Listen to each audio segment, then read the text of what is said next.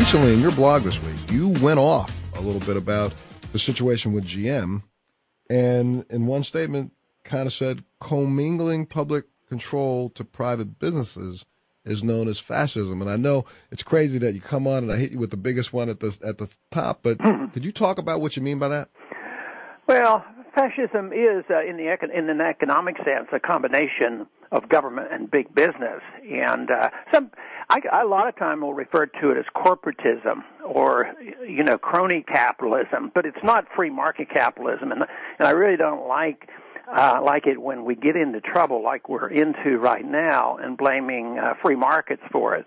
But we've been doing this for a long time. Most people understand when you talk about the military-industrial complex how big government subsidizes big corporations. So that's what I'm talking about. But technically in economics, they call that a form of fascism. And right now, what do you think about what's going on? I mean, the president this morning or late last night talked about the fact that the stimulus package, in some ways, some of it's already come back. Let me play this little piece. Listen to this. Several financial institutions are set to pay back $68 billion to taxpayers. It's worth noting that in the first round of repayments from these companies, the government has actually turned a profit. This is not a sign that our troubles are over, far from it, but it is a positive sign. As this money is returned, we'll see our national debt lessened by $68 billion. Now, of course, we have to understand the national debt. We're just in debt with this stimulus package of about $1.4 trillion. So $68 billion is a little dent, but a very, very tiny dent. But at the same time, Congressman, the fact that businesses are going to start paying us back and the government's going to make a profit, is it not a good idea for a real quick, short investment to make a little bit of money off of it? Well, it's like a loan shark. When you look behind the numbers, you'll find out they're not, in the true sense of the word, profit. It's not like you're going out and investing in a good car company and making a good product and making profits. This is quite a bit different. And it's like interest on our money, but we're going to get interest back on our cash. Yeah, and like you point out, it's very small. But what most people never think about is what would have happened if we wouldn't have done it. Where would that $1 trillion have gone? So if you look at the whole investment, it's very, very minor, so-called profit. But you might ask, where would the money go if the people were allowed to allocate it and that we didn't have the government allocating the capital? Well, it might have gone to an honest bankruptcy. Maybe General Motors would have been bankrupt a year ago, and the good assets would have been bought up, and a new company would have been started, and there would have been productive jobs and a sound footing. But this way, you don't know what we missed out on because we have the government spending the money. But I think there's a bit of fiction behind some of those figures. All right, but here we are. We're sitting where we are right this minute. It is, June 10th. 2009, and, water has passed under this bridge.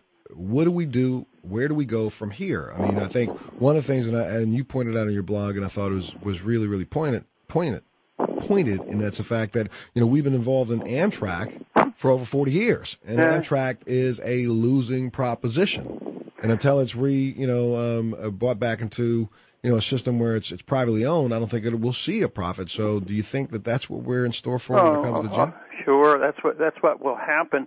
And if you do like markets and free markets, one ought to be very frustrated because we're moving in the wrong direction. The government's buying up more and more stuff and that means it'll become less efficient. I mean, we've had experience in the 20th century where governments had absolute total control of companies and products, and it was a disaster.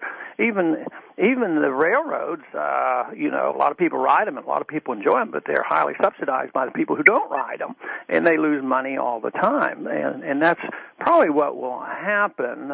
It's going to be artificial. It's not a true market economy, and I just think that it's the absolute wrong direction. And I think what will happen is we've dug a hole for ourselves, and we keep digging, and everything we do, the hole just gets bigger. Well, now the president also said yesterday that he wants to try to reinstate the pay-as-you-go plan, which would be a way to stop the bleeding. Listen to this. One important step we can and must take is restoring the so-called pay-as-you-go rule, or pay-go. The pay-as-you-go rule is very simple. Congress can only spend $1 if it saves $1 elsewhere.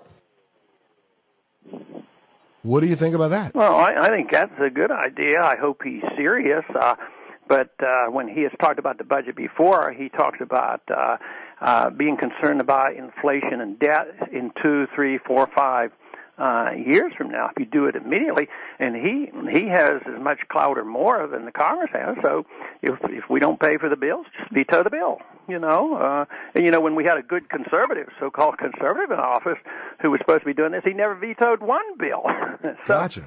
So I'm not so sure that if there's money coming down the track and it's for unemployment benefits and food stamps, there's going to be any vetoes. It's the politics is just not there.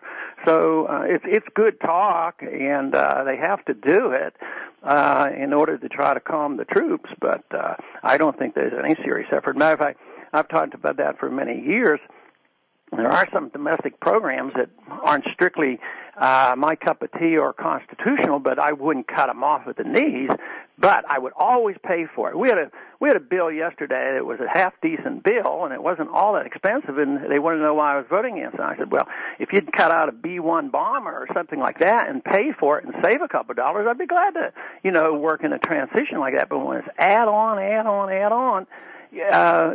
Finally we'll have a financial crisis, and the one that we're having right now is just the beginning of what will come if we continue to do this. So what Obama is saying is very good, but how many people in this country are going to believe it? It's sort of like Geithner going to China and say, we're going to balance the budget soon and get a house in order. And what do those young Chinese people do? They laugh at us. Right. And I think the American people are laughing when they say, all right, we're going to have pay-go next month. Sure. I don't think anybody believes it. Well, but now, what if now the rest of the Congress got behind it and said, okay, let's do it. That's what you claim you're going to do, sir. Then put up and shut up. And then would the pressure be enough to maybe see if we could at least do it a little bit? Not likely, but then there'd be the second argument. I'm all for pay-go, but I described mine. That is, cut someplace else, cut enough where you can cut the deficit, and deal with our problems here at home. But half the people who want pay-go want higher taxes. I'm sure that's what's in Obama's mind. Well, we're going to find a way to squeeze more money out of the system, a system that's crumbling, that's very weak. I mean, you can't tax it anymore. But if those who want pay-go want to raise taxes in order to pay for everything, that won't work. From my viewpoint, I think the only way you can pay for things is to cut things out that we don't need. And, of course, you've heard me talk about all the foreign expenditures that we should work on because that should be the easiest place to cut. Montel across America.